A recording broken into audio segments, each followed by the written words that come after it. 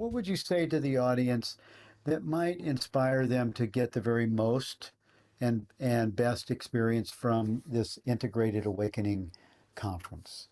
What would you say to them? To believe in yourself, like as you said, Bill, at the start, that you're watching this, you're hearing this because you're ready, because you can, because it's time, and that all of the many lifetimes that we say it takes to wake up, you've already done that. You're right at the end of that process if you're hearing this, watching this, and the only thing that can stop you is your own feeling that it's not going to happen, because we tend to put awakened beings on a pedestal, and there's an ooh and an ah about it, and we look at ourselves and say, as I did, that it's never going to happen for me. I don't look like them, I don't behave like them. But there are so many everyday ordinary people waking up, and this is the time for that. So please just believe in yourself that it can happen, that it is happening. The very fact you're hearing this is evidence of it. Just take some time to determine what you really want from the spiritual path, what you really want from your awakening. Get in touch with that. Don't come searching for information on the outside. Be aware of what you want, what you need, or at least where you are, or what your next step might be. Just get in touch with yourself.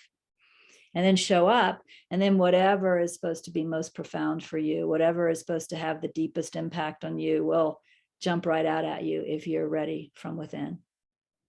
Take a moment in a quiet place by yourself, maybe in meditation or after meditation or in nature, and ask yourself, look in your heart, look deep in your heart, and ask yourself, what do I want? What is it that I really want? Why did I sign up for this conference? What do I want to get from this? What is it that my heart longs for? And to get clarity on that, because the longing of the heart is where the connection to our deeper essence opens, and it flows through there. If we approach it from the mind will just try to get or achieve or become something or have a spiritual experience, and it will leave us ultimately stuck in the mind. So go to your heart and feel in your heart what you really long for, what you really want. And come to the conference with that open-heartedness.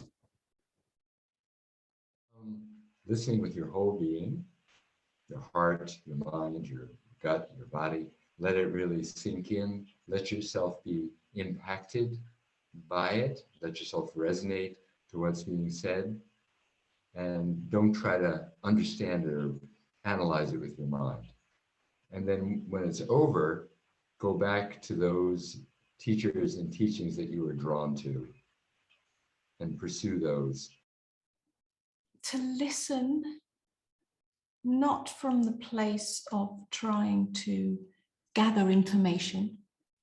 Yeah, because the mind always wants to know, and then it'll listen and it'll hear something and go, oh yes, that's right, that's right. Yeah, because it matches something about the way the semantics are, or the way it's expressed, or yeah, I like this, I don't like that. Yes, that's right, that's not right. And then there's a gathering of information. And then there's also this kind of, now I've got it. Yeah, now I've gathered enough information, I've got it, I understand. And I'm saying that's not enough. It's an undoing, it's an unknowing. Yeah.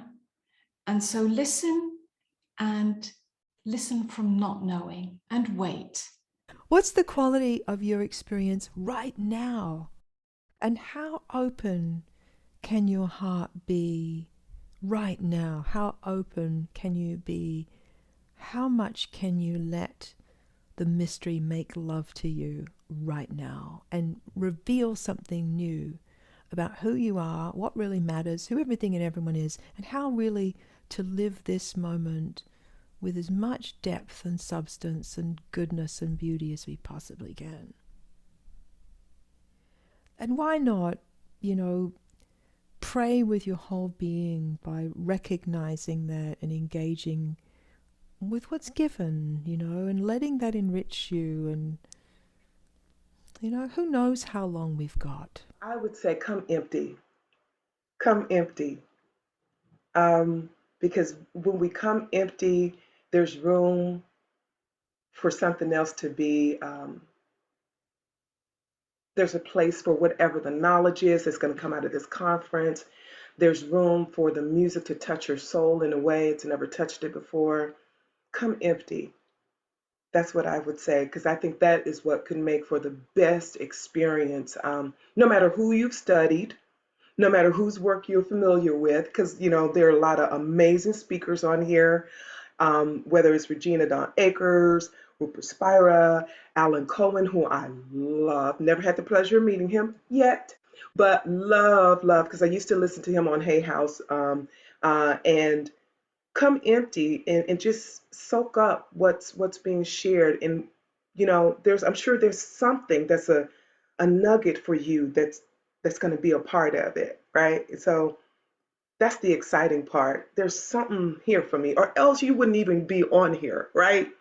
There's something for you. So come empty and just be that light that we all need to see in the world.